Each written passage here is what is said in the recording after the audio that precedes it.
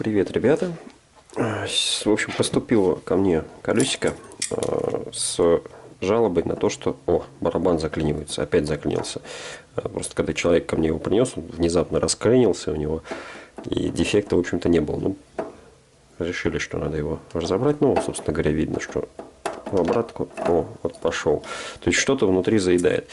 Собственно говоря, покажу, как узнать, как разобрать все это дело.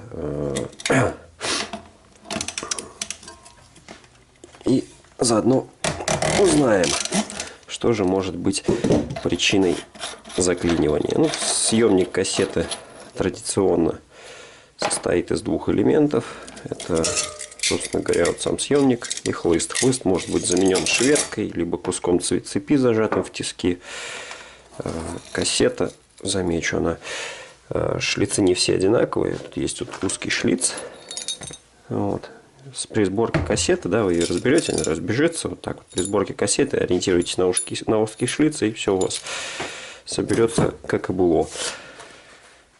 Достаточно аккуратно, в общем-то.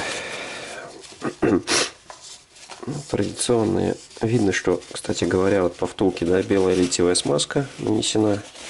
Это смазка, которую обычно белого цвета, это смазки Вилдайт. Вот. Смазка, в принципе, нормальная в насыпных втулках, без резиновых каких-то уплотнений, она работает хорошо. Здесь она тоже была применена. Лишнюю грязь я уберу сразу, чтобы при демонтаже барабана сейчас вот сначала я буду снимать ось с конусами, разбирать. Он то его то отпускает, то он запускает снова. Так, вот эта пластиковая штука уже пожелтевшая, возможно, она у меня сейчас сломается. Не сломалась пока, но потом сломается. Вот. Эти штучки пластиковые нужны для того, чтобы цепь соскочившая, допустим, вы погнули петух или неправильно отрегулирован задний переключатель. То есть лапка очень близко к спицам проходит, и при включении на самую большую звезду на задней кассете цепь бывает с кассеты может соскочить. Вот эта пластиковая штука нужна для того, чтобы цепь не заклинила в спицах, ее легче вытащить. Сказать, что это там хорошая вещь, это пластиковая штука, не знаю. Я считаю эту вещь пылесборником, и я предпочитаю держать под контролем состояние петуха и настройку переключателя, чем возить вот этот пылесборник лишний. Ух ты, странно как-то. Нет, не нравится. Гайка туго идет очень. Очень туго идет гайка. Будем надеяться, что это просто грязь, а не сорванная резьба. Потому что если, допустим, контрагаялась в прошлый раз и перетянуто было немножко, то, может, резьба чуть подсорвана. Жаль. Неприятный такой момент. Так, в общем, держал ключом на 15. Конус и гайку ключом на 17 отворачивал. Лучше накидной частью пользоваться, там, где это возможно.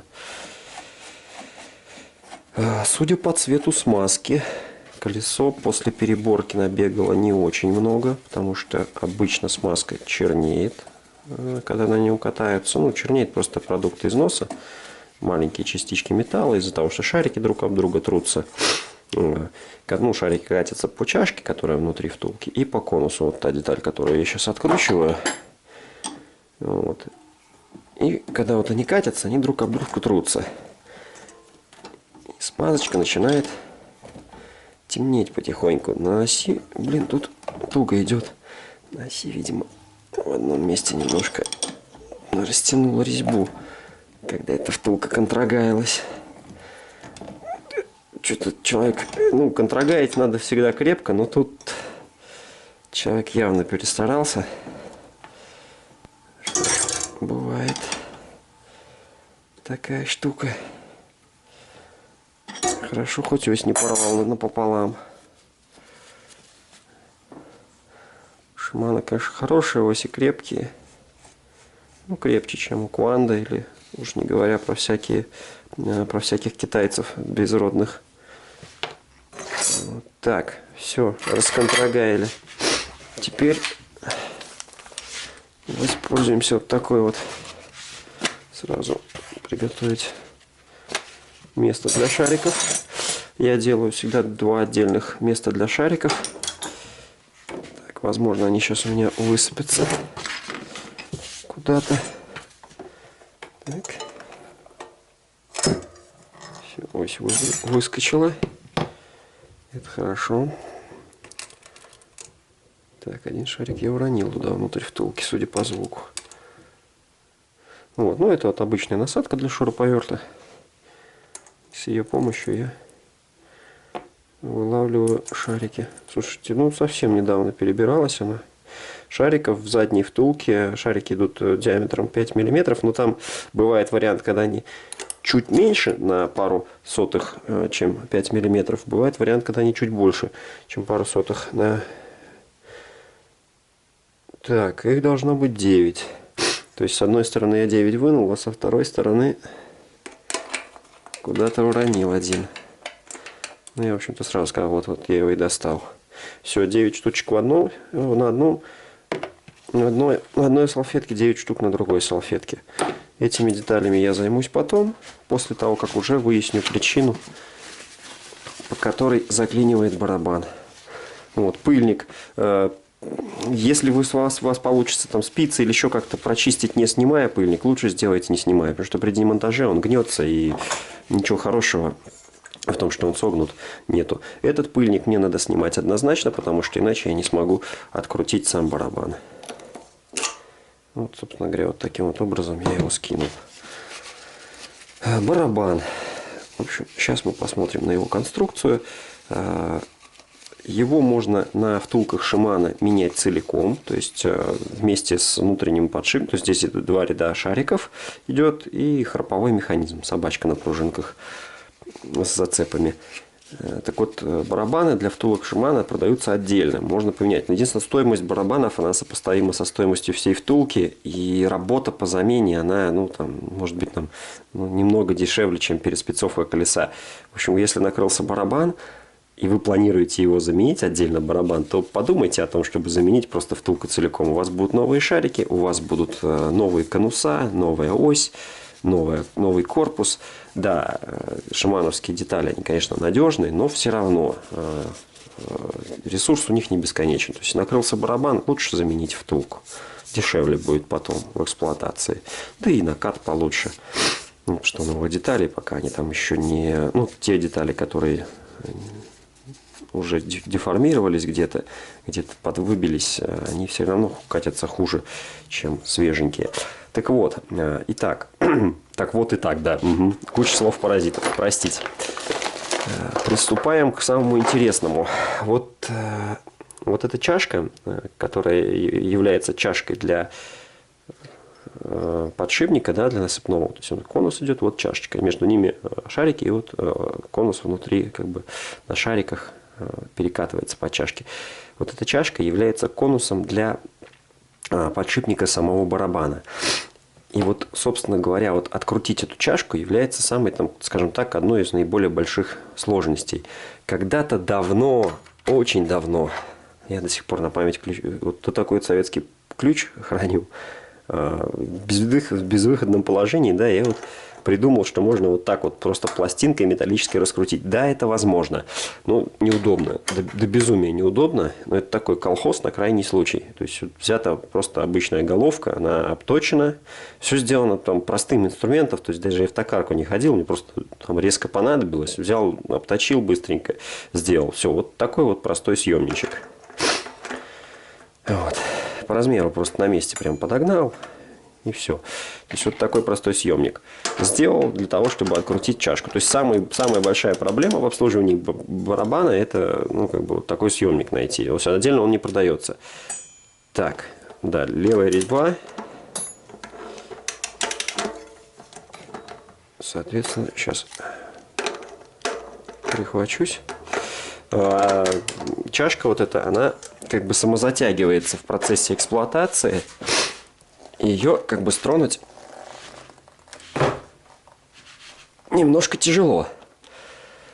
Вот. Бывает, что они затягиваются вообще до такой крепкой степени, что ну, даже съемником тяжело стронуть, не говоря уже про какой-то там пластинчатый ключ. Вот. Собственно, пожалуйста, раскрутил узел. Ребята, сразу предупреждаю, что процесса непосредственного обслуживания, там, протирания и так далее я в этот раз снимать не буду. Ну, потому что видео получается там сильно длинные и где-то не получается их выложить. Так, побежали шарики. Вот это довольно такой пикантный момент, что шарики отсюда всегда разбегаются очень далеко. Здесь хорошая смазка густая, поэтому шарики у нас пока не убежали далеко. Вот они все скапливаются потихоньку. А второй ряд шариков я сразу прижал вот чашкой, да, и он мне никуда не убежал. То есть я обеспечил себе вариант, что не придется потом пересчитывать их и подгонять по количеству. Соответственно, снимаю шарики тем же магнитом. Эти шарики, они почти без песка. Почему почти? Потому что когда все-таки барабан страгивался, когда он продолжал работать в нужном направлении, все равно было такое похрустывание легкое. В чашке видно, вот тут тоже шарики. Грохота, шума никакого нет. Присутствует немножко, видно, литиевая смазка сюда попала. Сейчас пощупаем, что за масло здесь у нас. Масло с ржавчиной. Ладно, те шарики я тоже вытащу позже и обслужу. Осматриваю состояние зацепов. То есть это вот ответная часть храпового механизма. Вот эти вот зубцы. Да, на них видны механические повреждения, небольшие задиры, но фатальных каких-то повреждений я сейчас не увидел. Это положительно. Дальше по конструкции всей вот этой штуки. Вот здесь вот стоит шайбочка. Но она непростая. Их тут несколько. Я даже сейчас вот, даже не разлепились две очень самых тонких. Это регулировочные шайбы. То есть одна шайба здесь играет роль непосредственно самой шайбы, которой, что шайба нужна для того, чтобы там не прикипела и можно было открутить. Вот. А остальные регулировочные шайбы, они очень плотно слиплись уже. Вот это вот шайба просто, а вот это все регулировочные шайбы. Они нужны для того, чтобы отрегулировать натяжение вот этих двух подшипников. То есть вот здесь вот у нас бегает как бы ряд шариков. Мы видели, что они которые скатывались. И второй ряд сверху идет. То есть вот он, второй ряд. Его тоже тут видно. Так вот, чтобы обеспечить правильный натяг между этих двух рядов, используются вот такие вот проставочные шайбочки. То есть, добавляя шайбочку, мы увеличиваем люфт, убирая шайбочку, мы уменьшаем люфт. Но очень важно, вы вот убрали шайбочку, затяните обратно вот эту чашку, конус-чашку, да, затяните ее и проверьте, как крутится, потому что может оказаться так, что даже убрав вот эту тонюсенькую шайбочку, вы получите перетянутый барабан, который не хочет крутиться. И шарики, и дорожки, вот эти, по которым они бегают, они быстро выйдут из строя. Поэтому, чтобы, если у вас вдруг люфтит барабан, да, и это незначительно, то лучше не лазьте, не трогайте, не надо. Вот только хуже сделаете, потому что тряханете какого-нибудь песка, грязи внутрь, не надо. А вот если он прям болтается капитально, там можно рукой пошевелить, вот тогда уже, да, заглядываете и убираете одну шайбочку, затягиваете, смотрите. Поменьше люфт? Ага, хорошо. Откручиваете, убираете еще одну шайбочку, собираете, пробуете. Ага, пипец, все не крутится. Снова разбираете, ставите шайбочку на место, собираете, маленький люфт остался, все, бог с ним, пусть работает. То есть вот в таком ключе. Хорошо. Шайбочками я вам подрассказал, для чего они здесь нужны. А теперь задача найти все-таки причину, по которой... Ага. Так, видим, да? Собачка очень медленно отходит. Я вот почему сказал, что шарики текут и не разбежались. Вот, кстати, кусочек, по ходу дела, это кусочек собачки отколотый, который и является причиной. Вот он тут не один. Вот у нас два кусочка от собачки. Ну, был удар, видимо, то есть человек, видимо, использует технику, ну, как бы резко ускоряется. И вот на резком ускорении он сколол кромку этой собачки. То есть сейчас работает только вот эта одна единственная собачка, а у этой откололось два кусочка. И вот эти кусочки, они как раз, видимо, попадая куда-нибудь там, вот, ну, где-нибудь, вот, допустим, вот сюда они заваливались, да?